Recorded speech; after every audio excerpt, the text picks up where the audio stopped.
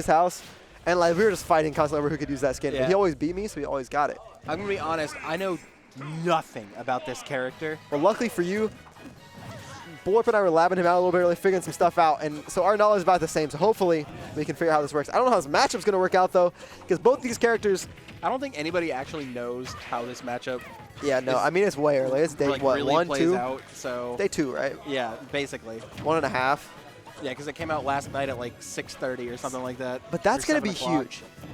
Blorp, if he's going to want to pull out a grenade, he's going to have to pull it facing the opposite side of Tybol, which means if he's going to want to grab it, he'll have to lose stage control. Yeah. Or it's probably just going to get beat out by like an arrow, a bomb, or a boomerang consistently. That's what's happened so far, at least. I know that people were talking that like B reversing the down B also helps with like movement, some kind of like snake-like stuff happening there. Yep, definitely. And that's the thing is like, honestly, a lot of how you play some of Banjo's setups with the grenade and stuff are almost second nature to someone who main snake for the first how long of the game. Like, and was really really well. Playing super against dominant with him too. Exactly. Playing against Blorp's that move Banjo, seems absolutely ridiculous. It's one of those that like, it's definitely a really strong option, but it also has its definitely downfalls. Yeah, obviously shielding it. Shielding it or being jumping able to over be grabbed through it. Like, it's extremely punishable on whiff, but like, if you Especially commit to against a tether anything, grabber.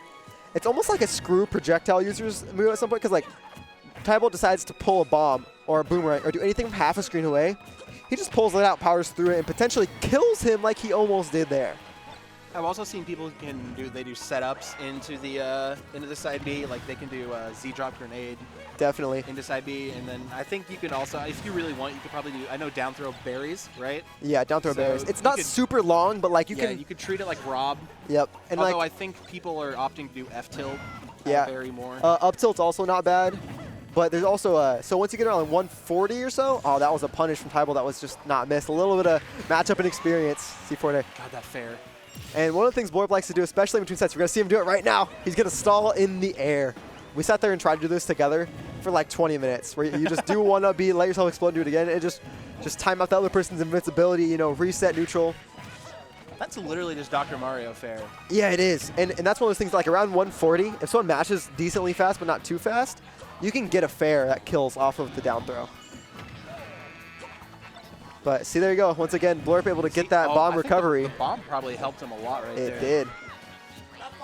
See, grab something that this character is definitely lacking in my mind. That yeah. He has a lot of steps to make people shield, but he doesn't have a good grab game or like grounded movement to get that grab going. I feel like tether grabbers specifically have a pretty good chance against him, just because the tether grab can also interrupt the side B. Yep, so definitely. if they don't do it at close range and they try and just go straight through your projectiles or whatever, you can just grab them right at him. Ooh, Tybol hitting him with is that fair? See, and that's another thing that, talking about with him, Blorp thinks he's really good at recovering high. Whether he thinks that's one of Banjo's strong suits. He doesn't like, he's getting off the ledges pretty hard, but recovering high is decent. Yeah, but I can see that. Tybol, he's been able to call it out with those fairs twice already, and Blorp's got to find some sort of answer for that. The grenade from Banjo is also pretty good at like covering ledge in some cases, like kind of force Tybol to go a bit high and like forego the ledge. Yep. Tybol gonna have to be really careful here. I've already seen him a couple times.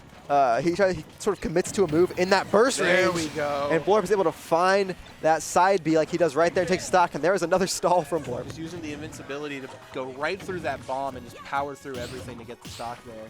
Yep. One of the few like burst options in Banjo's kit besides that dash attack, and it is a good one. I saw Coach. Coach is also playing Banjo today, and I saw like a setup. It almost looked like a shield break setup where grenade into like Banjo grenade into side B. Yeah, and, yeah.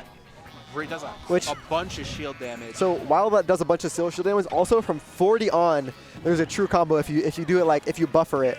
Oh my goodness, Blorp! That move doesn't even spike, does it? No, it does. Does it? Yeah. I didn't know. I didn't think it's sort of like Toon Link down air, like the initial hit, but it does. I thought it was just like Corrin down air. No. But interesting. Okay. I was going to say before Blorp killed himself for some reason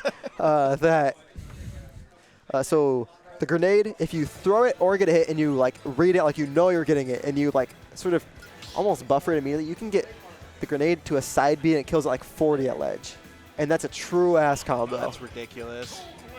See, that's the thing is like he's been learning stuff because his roommate is Coach too, who loves Banjo Kazooie. Like literally, like before he wanted him in the game and he's out and he's playing him, he's like, I'm going to learn this character.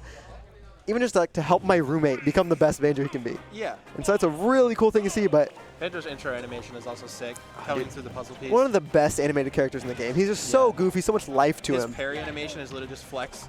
Oh. Yeah, man. This character, like, even just watching him is really fun. Oh, and see, that was really good from Blorp. He's consistently kind of recovering high because he's struggling off the ledge. But there, Tybol calls him out, but he just gets a little bit of hesitation from pulling out the grenade and gets that little extra drift and does not get hit.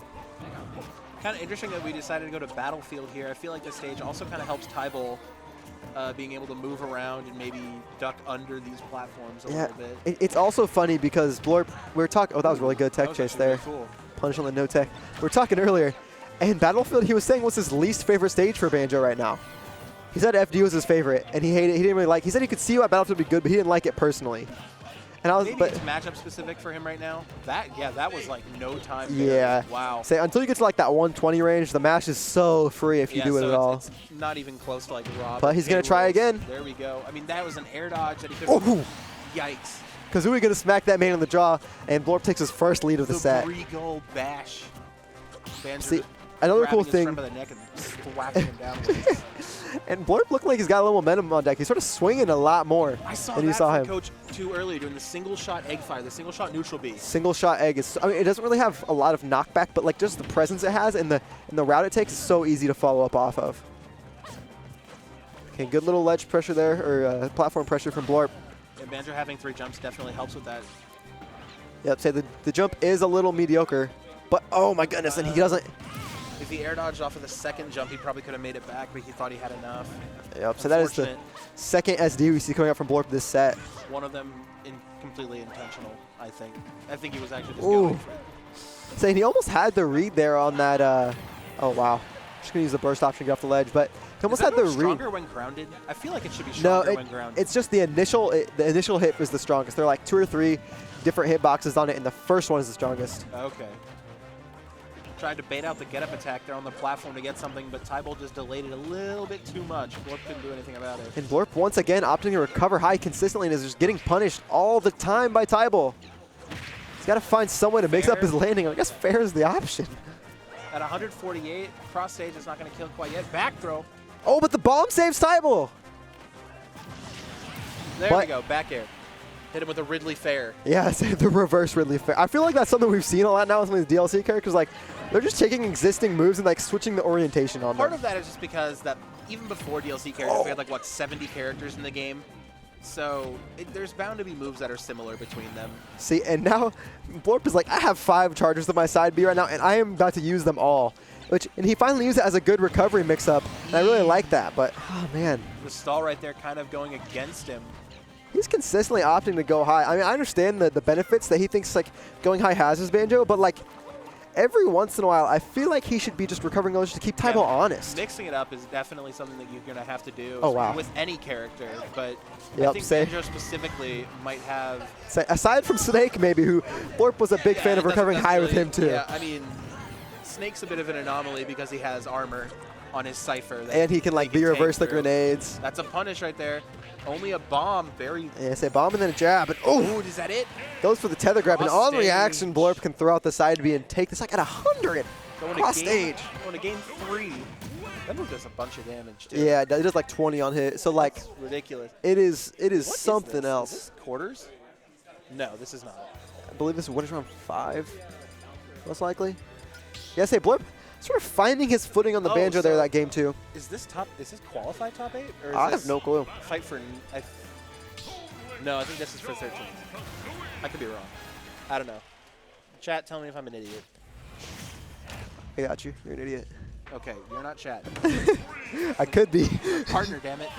All right, so Tybol going to run to Pokemon Stadium, which I think I like the platforms a lot for Blorp last game, so I feel like having more space for Tybol to work is actually a good change. Yeah, personally, I just think the Pokemon Stadium stages in general are pretty neutral. Yeah. Throughout, I don't think they give like absurd advantages to any type of character per se. The platforms being high maybe like prevent certain like shark techniques, but yeah, I do think though Toon Link, you know, on this sort of bigger stage, you seem to have a lot more room, and that's something that like you saw Blorp throw another side be there and be able to punish the. I think it was a bomb or a boomerang pull. I don't remember, but I think it was bomb. But so you see him be able to do that, but like this is a bigger stage. It'll give Tybol more room to run away from that side B, whereas Battlefield was a little cramped for him, and he could constantly get that going. Blorp just read both of those ledge options perfectly. Another grab, down throw. Ooh, see, and there's that down throw fair I was talking about earlier. That's one of the better options. If you notice, one like a decent mash, but not like completely amazing. I know because I had a decent but not amazing mash, and I kept getting hit by it. Did it actually consume a feather?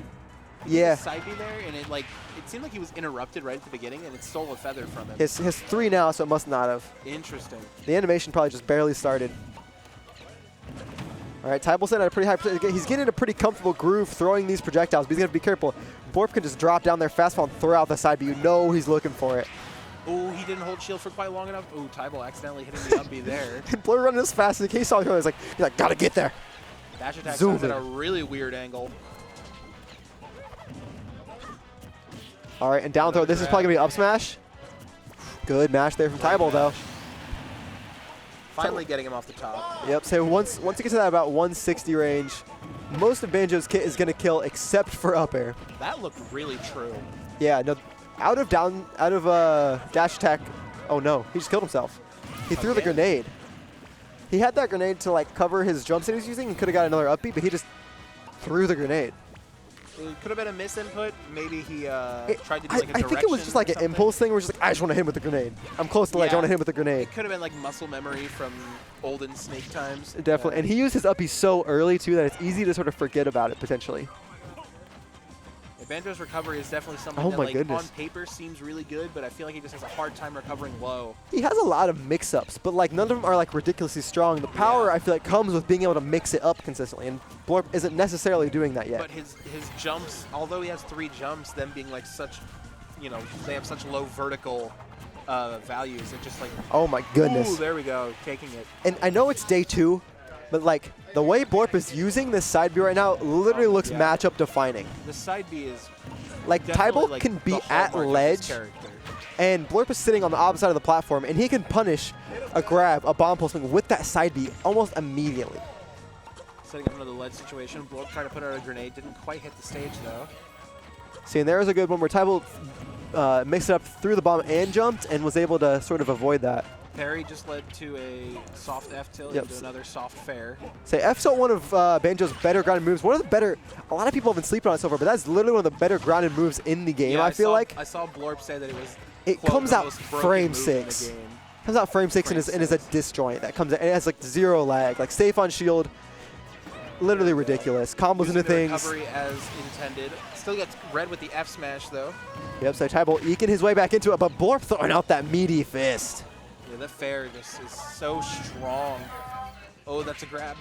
Yep, say and Blorp. No punish at all, really. Just dash attack for his trouble. I feel like generally Tybol is giving up too much stage. See, he had Blorp stuck in the corner, and he literally ran to the opposite side of the stage to start pulling stuff.